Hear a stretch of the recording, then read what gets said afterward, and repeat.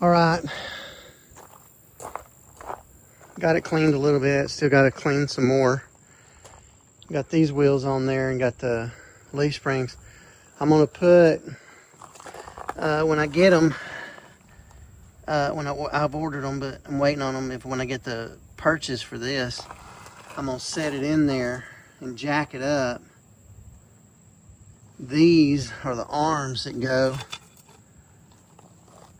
and they're too short to, and they're off center,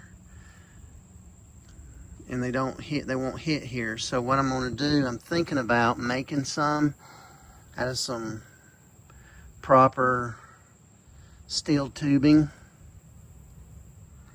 and put it in there and bend it a little and let it come down through here and hit right here, and that way I'll be on the original mount, and I think I can get it there. And then I can put some springs, make some spring perches up here, make some spring perches and put springs in there, and then get rid of this, get rid of the leaf spring, and then this Monte Carlo bar, whatever you call it, I don't know what you call this. I don't know what you call it. Anyway, this bar right here, do the same thing with it. Get some steel tubing, and it'll have to be shortened up because it comes outside the frame. So it'd have to come, right in here somewhere. And I think I can make that work probably. Hopefully I can make it work. But I got to figure out how to connect it to where it's. I may have to. I don't know if these had coilovers or what originally. Probably didn't. I wouldn't think, but.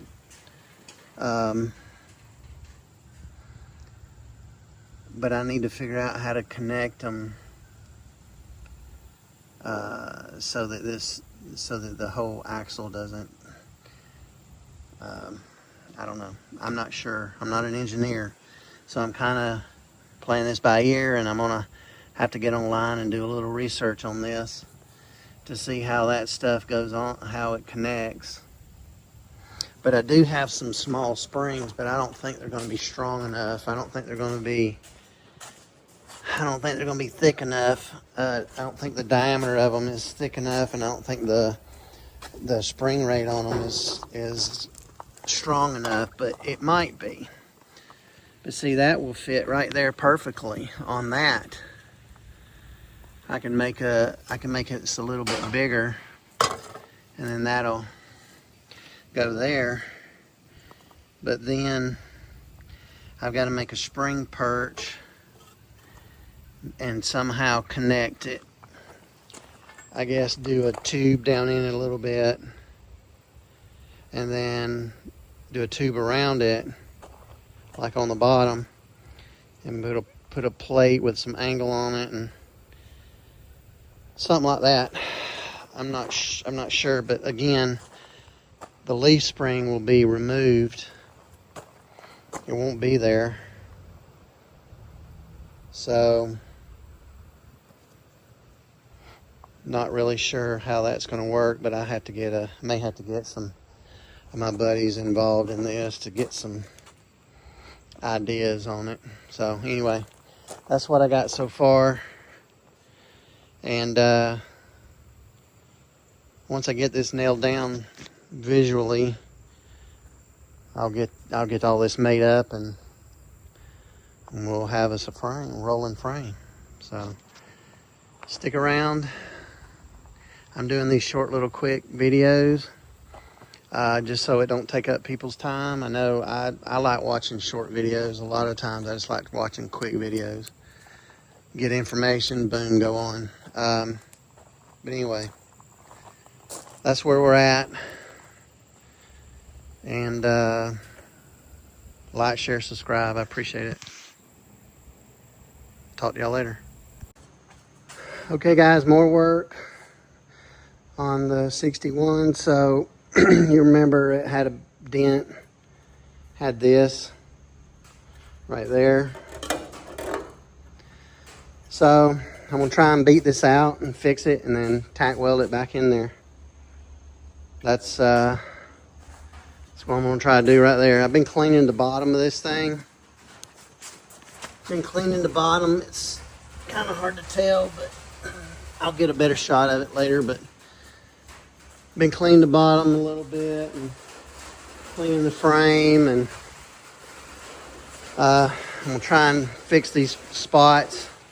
That spot, I got these welded up, but what I'm gonna do is I may have this thing sandblasted. I'm not sure yet, but if I do, I'll leave it, let it sandblast it, and then what I'll do is I'll fill these in with some panel bond.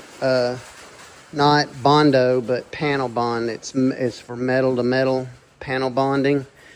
And put that on there and smooth it out. And then when it's sanding smooth, it'll be better than Bondo because that stuff bonds to metal better.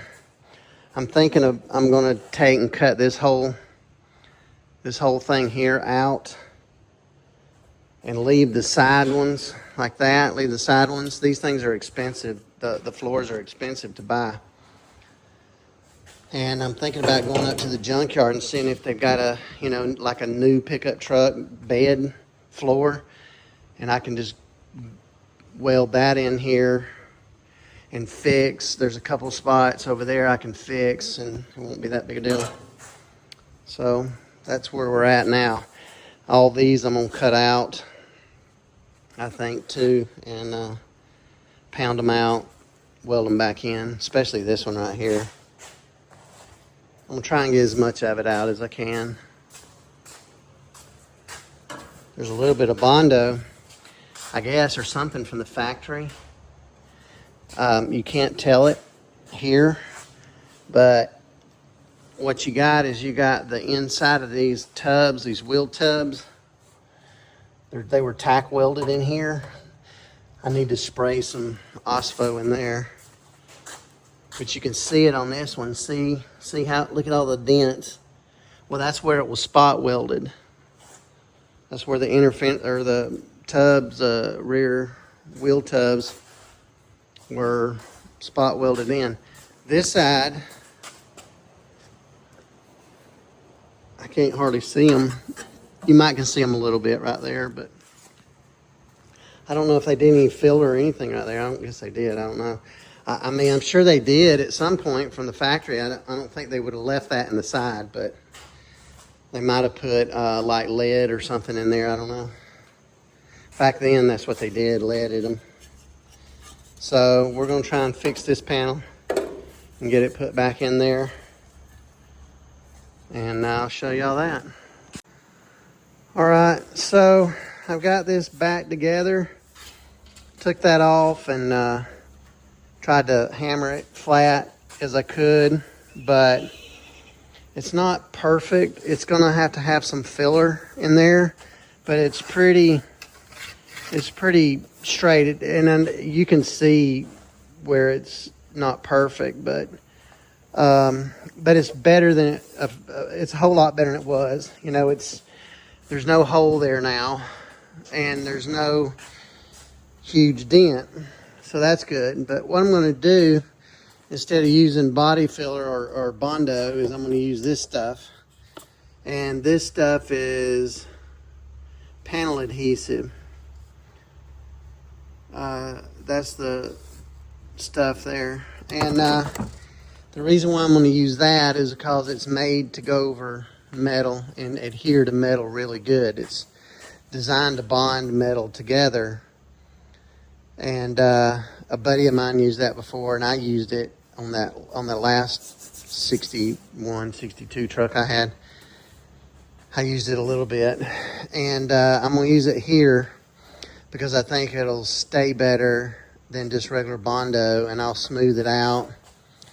And then if I do need to put a little tiny bit of Bondo in it, It won't be very much, if any. So yeah, so I got that fixed.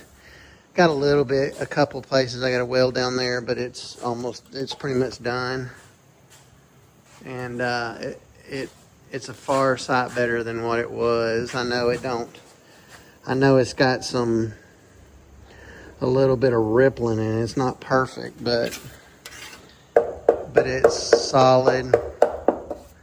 And whenever I put that panel bond on it and smooth it out and everything and paint it, you'll never know it was even there. And these things I'm gonna do the same thing too, but I gotta wait. This will be the next one I get. I've got to fix all this mess in here. So we'll keep on keeping on. Y'all keep checking back. We'll have more later. All right, guys. I got this. Got these shackles in here.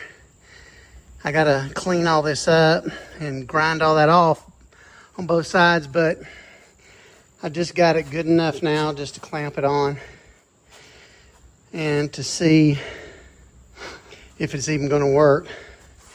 It's awfully low, so I don't know if it's gonna work at all since it's so low in the back. I don't know. It's higher in the back than it is in the front, but not by much. I could put the axle underneath and give me 2.5 more inches, but the problem with that is then it might be too high in the back. And then it might not. It might actually be better on the bottom because it might, with a weight on it, it might, it might even it out better. I put these straps on here. There's one there and one there. Those were already on there. These were already on there. But I put these on there because this leaf right here was going flat. And I think this stiffened it up. I think it stiffened it up some, which is kind of what I wanted to do, was stiffen it up, and I think that's what it did. I'm not sure, but it feels like it's stiffer. But when I get on it, just 200 pounds and jumping up and down on it, 200 pounds won't lower this. It won't hit, but if I jump up and down, it will. So it's probably too low. But I like it low. I like it to be low, but I don't want to be stupid crazy low. I don't want it to be so low that things are going to scrub and hit. So I may have to put that on the bottom side of that. I'm not sure yet, but I'm gonna try to get it in there anyway and see what it looks like. See what it looks like, and we'll go from there. All right, got the frame back under it, as you can see. Might be too low like I suspected, but it might not be. I might leave it like this. I don't know. It's pretty cool looking. I mean, it's low, It's pretty low. And, yeah, it's low for sure. And the front's going to go down some more when I get the engine in it. So it's, transmission, engine, all that's going to add a lot of weight. And the whole front clip and the whole front end, is going to have weight to it. So we'll see how it works out. Worst comes to worst, I can always take, if I don't weld the perch, the axle perch, or that I got, if I don't weld those to the axle, I can flip it over and put it underneath. And and raise it up about 2.5 inches if I need to in the rear. But it's low. It's hard to tell on camera. You can't really, and I can't get really back far enough. I got too much junk in the way. But you can tell that, you know, I mean, this right here is eye level. So I'm looking, and I'm only like 5'7", 5'8", and I'm looking right at the crown of the hood with my eyes. So a 6-foot person is looking down on it, and you know, the bed is knee height, so you can step up in it. It's that low, so I don't know. We'll see. I think it's fairly level, and I really wanted a little bit of a rake to it. Apparently, I didn't adjust it right. But once all the front stuff's on, the engine, everything, all that's in it, it's going to go down. So it will have a little bit of a rake to it. So, but anyway, that's what she looks like now, and we're going to let it go, and then we'll see. You know, then we'll see what happens. So, keep checking us out. We'll keep working on it. Have a little more progress, a little bit every week and every day, every several days. I'll try and post something. So, like, share, subscribe. I appreciate it.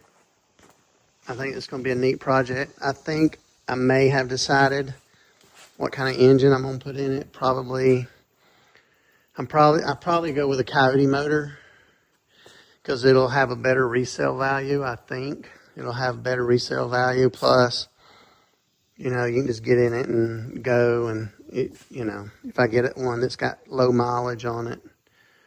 So that's the idea anyway. So check us out, like, share, subscribe. I appreciate it. Went ahead and put the fenders on temporarily, just to get a glimpse of, you know, what it might look like. Like the placement of it. Everything looks good. I've cross measured this thing X, Y's and got it centered. I marked it there, and these are temporary just to hold the core support in the spot that needs to be held. How do I know it's supposed to be there? Well, I don't really know, but I took and I made this line exactly straight down. I measured. I used this angle finder or thing, and you know, put it there and put it there, and it's the same on both sides. So I jacked it up in the front and got that perfect on both sides.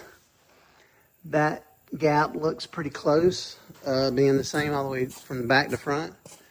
Same over here. I mean, it's a little off, but it ain't perfect, but it's close. And this one's straight too, all the way down. So I got all that straight and measured it side to side, and then marked it in case it accidentally moves. And then what I'm going to do is, if you look right there, are the mounting holes for the core support.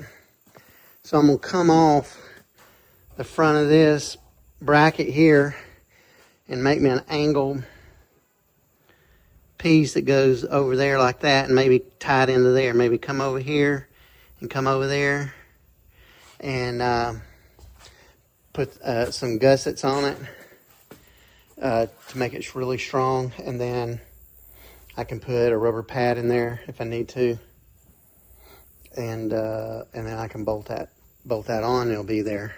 So I like that. I like that idea. It's simple, And it's going to be clean looking. And I measured. I'll put my radiator inside this right here. I'll put my radiator right in here.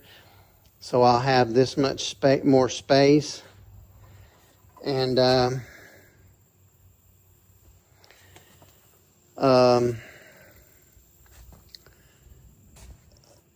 have like from here to, I gotta account for this. That's the motor blower for the heater. I may have to take that all out anyway, because I may do like vintage air unit. I probably will. But for now, I'm just going to measure there. And so I got like 34 inches, which is more than enough, I think. Front to back, I think it's more than enough. And if I get rid of that, I'll have another, I can maybe scooch it back another ½ inch to an inch. But I think I've got plenty of space on it. So that's where we are now. I think the next thing I'm going to do is make those gussets for the core support, those brackets, and get that mounted permanently, or, you know, semi-permanently. And then I need to start fixing some more of the bad metal. Need to start getting rid of some of this and fixing it, cutting it out, pounding it back, put it back in, whatever I need to do to make that work. This right here, I got to tackle that at some point because it's going to be a mess. It's crumpled up pretty good. So it's going to be a mess to do. I don't know what I'm going to do about that. I guess I'll have to tackle that when I get there. Probably I'm going to have to use a torch on it to heat it to make that metal pliable enough to move, because that metal is so thick. You know, beautiful day, no clouds.